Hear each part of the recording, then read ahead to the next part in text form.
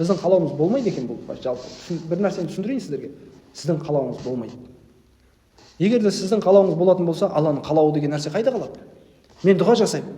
Дұғамның бәрі қабыл бола бермейді. Не үшін? Өйткені Алланың қалауы бар да. Мен жасаған дұғаның бәрі қабыл бола беретін болса, демек менің қалауым орындалып жатыр ғой. Мен қаласам не қалаймын? Жағдайым жақсы болғанын қалаймын бірінші кезекте. Бәрін қалаймын, ананы қалаймын, мынаны қалаймын, денсаулық қалаймын. Бірақ олай болып жатқан жоқ қой. Демек, Алланың қалауы орындалып жатыр. Түсіндіңіздер ме? Сол сияқты пайғамбардың да қалауы орындалмайды да. Ең сүйікті біздің пайғамбарымыз саллаллаху алейхи вассалам деп айтып жатырмыз ғой. Алланың ең сүйікті құлы. Оның да қалауы орындалмайды. Қалайша? Мысалға айтайын. Абу Талиб көкесі, кішкентай жетім кезінде асыраған, жақсы көрген, бауырына басқан сондай сүйікті ағасы. Сол кісіні ислам дініне келсе екен деп қалады. Шын қалады.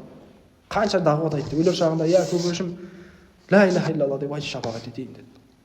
Сонда Абу Талиб айтты: ей балам, көзімнен қарашығым, егер айтар едім, мынау қауымым өлімнен қорқып ата бабасын діннен безіпті деп айтпағанда дейді. Түсіндіңіздер ма?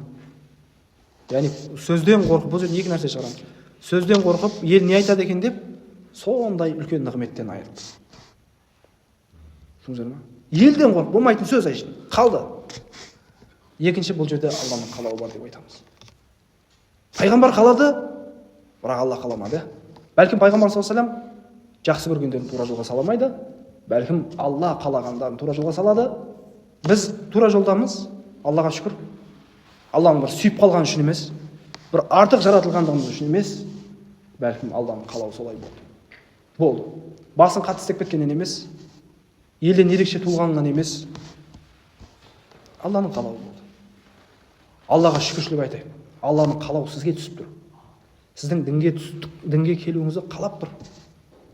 Неге айтпесе қараңыз, қанша адам отырмыз сабаққа қатысып?